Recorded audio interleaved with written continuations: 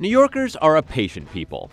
No, it's true. We have no problem waiting 2 hours for ramen noodles or 6 hours for a croissant in the shape of a donut. But when it comes to transportation, New Yorkers will not wait. We want to get from A to B before the S hits the fan.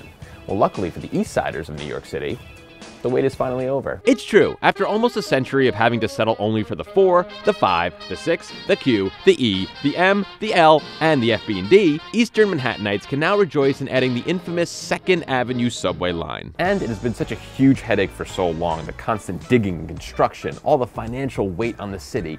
Building the 2nd Avenue subway actually became a punchline for so many jokes. For example, God, is Mom ever gonna be done with dinner yet? it's like waiting for the 2nd Avenue subway to be finished. But is it really all it's cracked up to be? Is it worth the wait? Let's take a look. So I headed out to one of the new train stations, and upon arriving, all I could say was, wow. It was beautiful, like a shard from Epcot Center had landed on the sidewalk. And this was just the entrance. I still had to look inside. I descended into what looked like a cross between Grand Central and Close Encounters, and I was shocked. The lights were bright. The ceilings didn't have that random peeling paint that could very well be lead-based. The floors were free of gum, and the walls were free of urine. I even got through the turnstile without getting slammed in the crotch. It was the way a subway should be. Now, one of the best parts about the new subway stations is that there's artwork everywhere, all over the walls.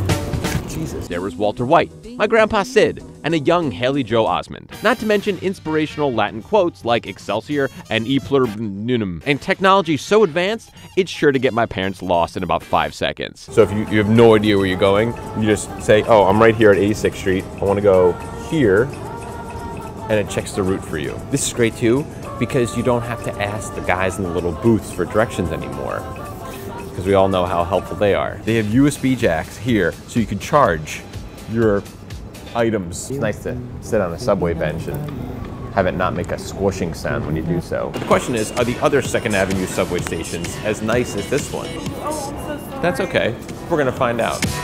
People are polite. I hopped onto the Q train, impossible to contain my excitement. And to my surprise, the other stations were just as brilliant, bright and new, with more artwork along the walls displaying the characters of our fine city. Even the exteriors of the new subway stations look like modern art, as opposed to the original subway station entrances, which looked like the gateway to hell. But here's my question. What do the people think about this highly anticipated subway station? What do you guys think? I'm dumbfounded. It's beautiful. The facilities look really good. I think they did a good job on construction. Very clean, very elegant though, right?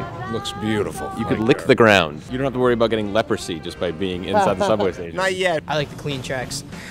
That won't last long. I already saw a Pepsi can down there. Oh, that's unfortunate. Depressing. So to the city that never sleeps and always has somewhere to go, I hope we take care of these new subway stations, because the train has always been a symbol of this town, giving us the freedom to explore and be who we really are, New Yorkers. We'll have Manhattan, the Bronx and Staten Island too. It's lovely going through